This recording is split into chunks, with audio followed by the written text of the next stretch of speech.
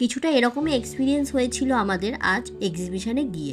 মনে হচ্ছিল এই গরমে আর মানুষের চাপে বেঁচে আর বাড়ি ফিরতে পারবো না। হ্যালো বন্ধুরা, আমি Aparna, welcome to my channel. और अगर तुम लोग नए हो तो सब्सक्राइब करो, वो जो लाल वाला बटन है उस पर फूट फेंक के मारो या फिर मोमबत्ती, मुझे नहीं पता, बस क्लिक हो जाना चाहिए। সকালে ঘুম থেকে উঠে খাবার দাবার খেয়ে আমি, মামনি আর ভাই বেরিয়ে পড়েছি কলকাতায় একটা এক্সিবিশনে যাওয়ার জন্য। কিন্তু বাইরে যা রোদ আর গরম পড়েছে, কিছুটা মনের জোর নিয়েই যাচ্ছিলাম বলতে পারেন। কে জানতো যে পুরো দিন জুড়ে এইসব আছে কপালে। বেরিয়ে দেখলাম গাড়িতে তেল নেই, তাই তেল ভরে আবার যাওয়া শুরু করলাম। আমাদের বেরোনোর কথা ছিল ওই 10টার সময়, কিন্তু আমাদের বেরোতে বেরোতে অলমোস্ট 10টা 15-20 বেজেই গেছিলো। আমরা যে এক্সিবিশনটা যাচ্ছিলাম সেটা টাইমিং ছিল 11টা থেকে রাত 9টা অবধি। আজ এক্সিবিশনে প্রথম দিন হওয়াতে ভেবেছিলাম 11টার মধ্যে পৌঁছাবো, কিন্তু রাস্তায় যা ভিড় ছিল, অফিসের ভিড়টা পাইনি, কিন্তু তাও যা ভিড় ছিল মনে হচ্ছিল না যে কোনোভাবেই 12টা 12:30 আগে পৌঁছাতে পারবো। তাও দেখা যাক, রাস্তা যদি ফাঁকা থাকে তাহলে হয়তো তাড়াতাড়ি পৌঁছেও যেতে পারি। আর দেখুন, কথা বলতে বলতে পৌঁছে গেছি এমন একটা জায়গায় যেখান দিয়ে আমি আগে রোজ অফিস যেতাম। আপনারা যদি চিনতে পারেন এই জায়গাটা কোথায়, তাহলে কমেন্টে অবশ্যই জানাবেন। ফাইনালি যখন পৌঁছালাম তখন বাজে 12টা 20। আর কি বেলা হয়ে গেছে, প্রচণ্ড রোদ, রাস্তায় তাকানো যাচ্ছে না। আর আমরা পৌঁছে গেছি হচ্ছে গড়িয়াহাটের মোড়ের মাথায়। গড়িয়াহাটে আমি আগে আসলেও যে জায়গায় এক্সিবিশনটা হচ্ছিল সেই লোকেশনটা আমার সেভাবে জানা ছিল না, তাই গুগল ম্যাপের ভরসায় পৌঁছে গেলাম। আর গিয়ে দেখলাম এরকম অসম্ভব লাইন দেওয়া ভিড়। পাশাপাশি 5টা লাইন হয়েছে মানুষ ঢোকার জন্য, আর এন্ট্রি আর এক্সিটের গেট নাকি একটাই। এখানে এসে জানতে পারলাম সেটা। তারপর কিছুক্ষণ লাইনে দাঁড়ানোর পর ফাইনালি এগোলাম সিঁড়ির কাছে। আর এখানে আমি অলমোস্ট 10 মিনিট দাঁড়িয়ে থাকার পর যখন দেখলাম যে আর পসিবল নয় ভেতরে, তখন বেরিয়ে আসলাম বাইরে নিরাশ হয়ে। আর কি, পাশে ছিল এম বাজার, ওখানে গিয়ে আধা ঘন্টার সময় কাটানোর পর আবার এসে গেছিলাম এখানে। তখন দেখলাম এখানে একটু ফাঁকা রয়েছে, তাই প্যাসেজটায় ঢোকা যাচ্ছে, তাই এখানে এসে লাইন দিয়ে দাঁড়ালাম।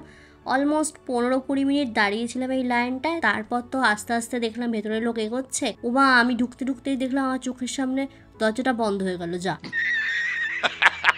তারপর তো আবার বলার পরে আবার দরজাটা খুলে দিল। আর ভেতরে গিয়ে তো দেখছি পুরো জনসমুদ্র।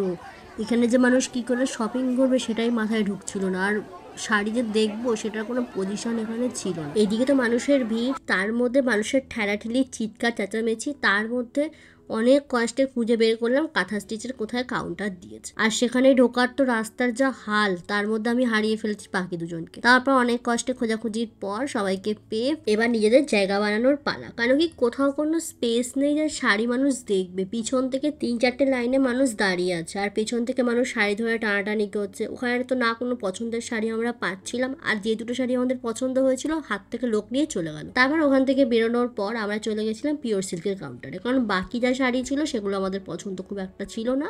তাই আমরা সেখানে সময় নষ্ট না করে ওখান থেকে একটা শাড়ি নিয়ে এবার আমরা দাঁড়িয়েছি বিল করানোর জন্য কাউন্টারে। সেখানেও ছিল লম্বা লাইন আর তার সাথে মানুষের ঠেলাঠেলি। তারপর ফাইনালি সবকিছু কেনাকাটার পর যখন ঘড়ির দিকে তাকালাম, দেখি বাজে 3টে। কি করে যে 3 ঘন্টা অলমোস্ট চলে গেল বুঝতেও পারলাম না।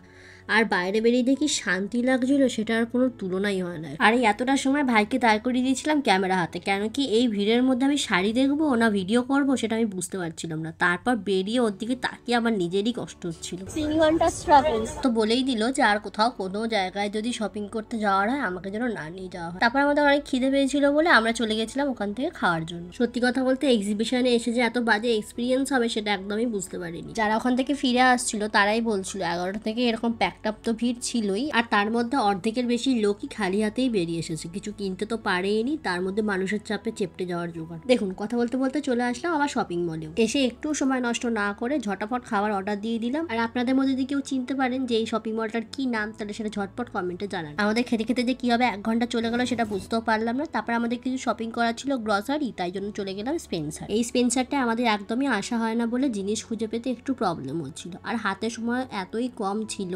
তাও নাই করে 1.5 ঘন্টা সময় তো চলেই গেছিলো। দেখুন, আমাদের এখানে বিল করা কমপ্লিট হয়ে গেছে, এবার এখান থেকে বেরোনোর পালা। আর তার মধ্যে হয়েছিল ট্রলিটা এত ভারী, নিজে হাঁটতে পারছি না, ট্রলি নিয়ে ঠেলতে পারছি না, কি আর বলবো। আমি চলে যাই একদিকে, ট্রলি চলে যায় অন্যদিকে। একটা ফুটেজ নেওয়ার জন্য কত কষ্ট করতে হয়, তা আপনারা একটা লাইক করেন না, শেয়ার করেন না, সেই আর কি বলবো আপনাদের। সবকিছু সেরে মল থেকে বেরোতে বেরোতে আমাদের প্রায় 6টা মতো বেজে গেছিল। তারপর গাড়িতে মালপত্র তুলে পার্কিং থেকে বেরোনোর পর ভেবেছিলাম অনেকটাই অন্ধকার হয়ে যাবে, কিন্তু এ তো দেখছি অন্যই ব্যাপার। চারিদিকে শুধু আলো আর আলো।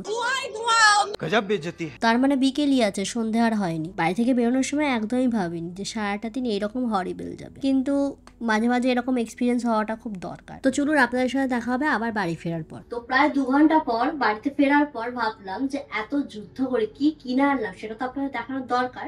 তাই ঝটপট করে চলুন আজ কি কি কিনেছি সেটাই দেখে নেওয়া যাক। এখানে রয়েছে দুটো ব্যাগ আর রয়েছে এখানে 5টা শাড়ি। তো চলুন সব থেকে কম থেকে বেশি অবধি এভাবেই দেখানো যাক। ফার্স্টে তো নিয়েছি এরকম একটা শাড়ি, এটা কটনের ওপরে আছে।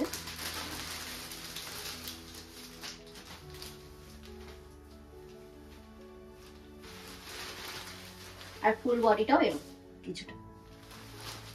আর প্রাইস আমি এখানে মেনশন করব। তারপর নিয়ে নিয়েছি এরকম দেখতে একটা শাড়ি, যেটা হচ্ছে খেসের সাথে কাঁথা স্টিচের কাজ করা কটনের ওপরে। এটা ওই বটল গ্রিন কালারের মধ্যেই রয়েছে।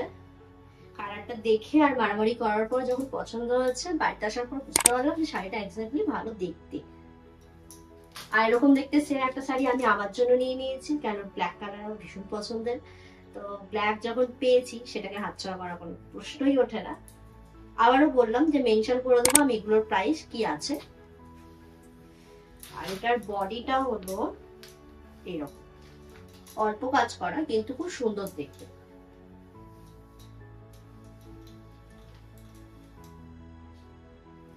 এবার আসি মোস্ট এক্সপেন্সিভে। কারণ কি, আমরা যেখানে গেছিলাম তার থেকে আমি এতবার অনলাইনে জিনিস কিনেছি, কিন্তু পার্টিকুলারলি এই শাড়িগুলো সব সময় সোল্ড আউট, সব সময় সোল্ড আউট। আজকে পেয়ে বলতে পারেন ভালো লাগছে, কিন্তু যেগুলো আমরা চেয়েছিলাম নিতে সেগুলো তো পাইনি। বাট যেগুলো এনেছি সেগুলো বাড়িতে আসার পর বুঝতে পারলাম যে সেগুলো অ্যাকচুয়ালি ভালো লাগছে দেখতে।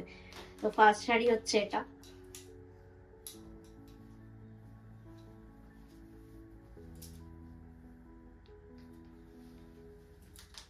এটা হচ্ছে আঁচল, আর এটা কর্নার টু কর্নার ওয়ার্ক করা এরকম ভাবে। আর এটার মেটেরিয়াল হচ্ছে blended Bangalore silk, pure Bangalore সিল্কে কিনিনি কারণ সেটা টু মাচ এক্সপেন্সিভ। আর আরো একটা হলো এই কালারটা, ক্যামেরায় হয়তো বোঝা যাবে না যে কালার দুটো আলাদা, মানে সরি কালার দুটো এক, কিন্তু কালার দুটো একটু স্লাইটলি ডিফারেন্স। যা পেয়েছি ওই ভিড়ের মধ্যে তাই তুলে নিয়েছি, তখন আর ভাবিনি যে কি তুলছি কি নিচ্ছি, জাস্ট নিয়েছি একটা। কিন্তু সত্যি কথা বলতে শাড়ি দুটো দেখতে ভীষণ সুন্দর হয়েছে।